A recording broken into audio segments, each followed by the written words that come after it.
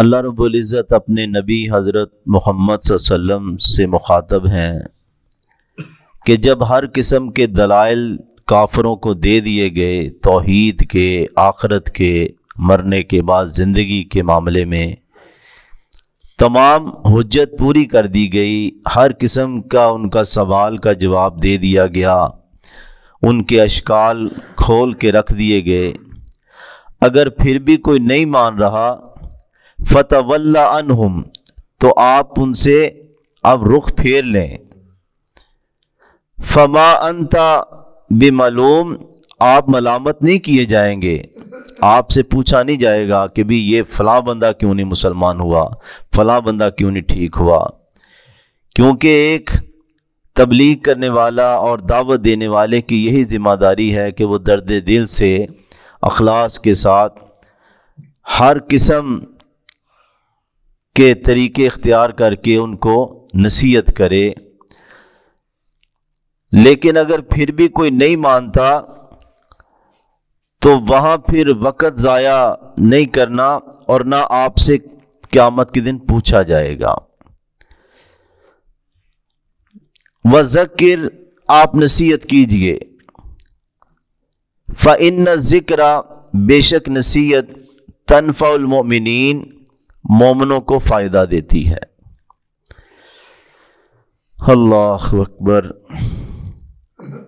یعنی کہ اب بندے کو پتہ تو نہیں کہ کون سا بندہ ٹھیک ہے، وہ دعوت تو عام ہی دیتا ہے، لیکن جب جن لوگوں میں سرکشی ہے، نہیں ماننا چاہتے، تو اس پہ وہ اپنا وقت ضائع نہ کرے، وہ ان سعید اور خوشبخت روحوں کو ڈھونڈے جو دین حق کو قبول کرتی ہیں، جو اللہ کی طرف بڑھتی ہیں، زیادہ توجہ ادھر کرے اور انہی کو اللہ کی بارگاہ میں پیش کرے۔ تو نصیحت ایمان والوں کو فائدہ دیتی ہے، جس طرح بارش ہے نا، بارش ہوتی ساری زمین پہ لیکن سبزہ ہر جگہ نہیں اگتا، کسی جگہ بہہ جاتا ہے، تو بالکل اسی طرح قرآن شاندار کتاب ہے، اس سے بہتر کوئی نہیں، لیکن فائدہ وہی اٹھاتے ہیں جن کے دل پاک اور صاف ہیں۔ وَمَا خَلَقْتُ الْجِنَّ وَالْإِنسَ إِلَّا لِيَعْبُدُونَ، نہیں ہم نے پیدا کیا جنوں اور انسانوں کو مگر اپنی عبادت کے لیے۔ عبد کہتے ہیں بندے کو، اسی سے بندگی نکلا ہے، اور فارسی میں کہتے ہیں غلام، رب، آقا، غلام۔ تو انسانوں اور جنوں کو اللہ نے اپنی عبادت اور غلامی اور بندگی کے لیے پیدا کیا ہے۔ ویسے تو ساری مخلوق ہی اللہ کی تسبیح بیان کر رہی ہے، یہ پہاڑ کیا، درخت کیا، یہ سب، لیکن وہ جبلت کے لحاظ سے پابند ہیں، یعنی کہ وہ جس چیز پہ پیدا ہوئے ہیں وہ اسی طرح کر رہے ہیں۔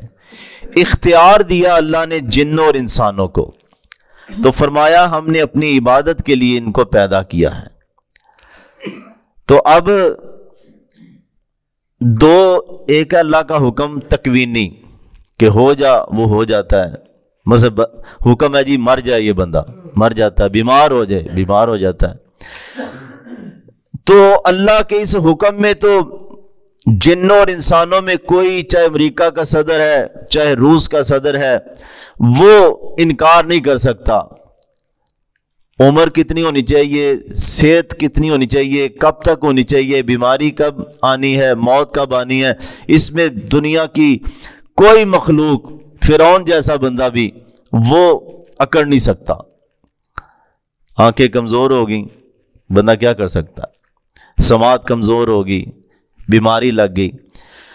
ہاں، دوسرا حکم ہے شریعت کا، حکم شرعی، شریعت کا حکم جو اللہ نے نبیوں کے ذریعے، قرآن کے ذریعے دیا، بھی 5 نمازیں پڑھنی ہے، صدقہ کرنا ہے، یہ بدکاری نہیں کرنی، یہ کام نہیں کرنا، یہ کام نہیں کرنا۔ اس میں اللہ نے بندے کو اختیار دیا ہے، کرے یا نہ کرے، کرے گا جرم کرے گا تو سزا ملے گی، اگر نیکی کا کرے گا، عمل کرے گا، عبادت کرے گا، ذکر کرے گا، تو اس کی جزا جنت ہے۔ اس میں اللہ نے اختیار دیا بندے کو. وما خلقت الجن والانس الا لیعبدون. جنوں انسانوں کو ہم نے اپنی عبادت کے لیے پیدا کیا. اب بدعملی کا سبب کیا ہے؟ ہم نے سمجھا صرف نماز عبادت ہے، روزہ عبادت ہے، ذکر عبادت ہے. ٹھیک ہے یہ عبادت ہے، حج عمرے، لیکن اصل کیا ہے؟ غلامی.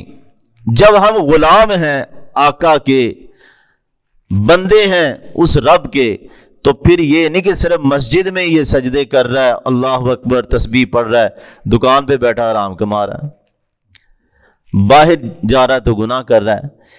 تو مومن کی ساری زندگی ہی عبادت والی ہے. دیکھو غلام 24 گھنٹے کا غلام ہے، یہ نہیں کہ وہ کبھی اب میں تیرا غلام نہیں ہوں. غلام غلام ہی ہے. تو ہم اپنے رب کے بندے اور غلام ہیں. تو وہ ہر عمل جو بھی بندہ کرتا ہے، وہ کھانا کھاتا ہے، پانی پیتا ہے، جو بھی عمل کرتا ہے اس کا عبادت لکھا جاتا ہے اگر وہ شریعت کے مطابق کرے.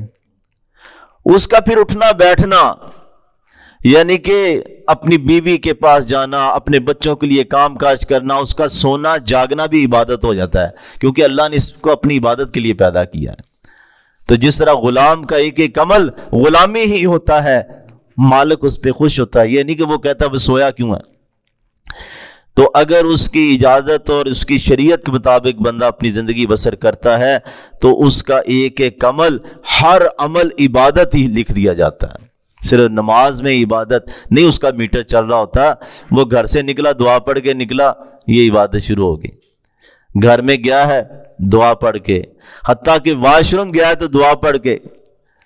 اس کا ایک ایک عمل وہ عبادت کے لیے پیدا ہوا ہے.